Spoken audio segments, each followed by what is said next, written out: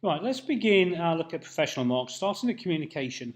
I want to go straight to a past paper. So it says, look, it says prepare information for 2 presentation slides.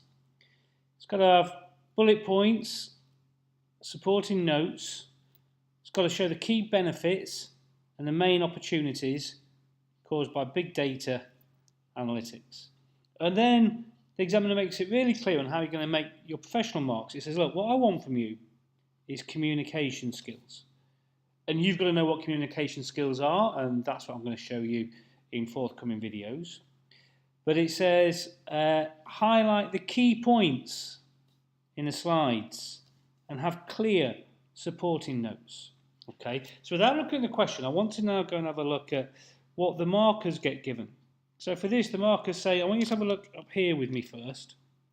What happens to an excellent? How do you get the full 2 marks? And the marker has to look at this and ask himself, has the candidate prioritised key points? So remember that prioritisation things. Have they prioritised the benefits to the customer and to the business? Is it logically flowing? And are there clear supporting notes closely related to the points going on? Pretty obvious, really, but you've got to really stick to what's required.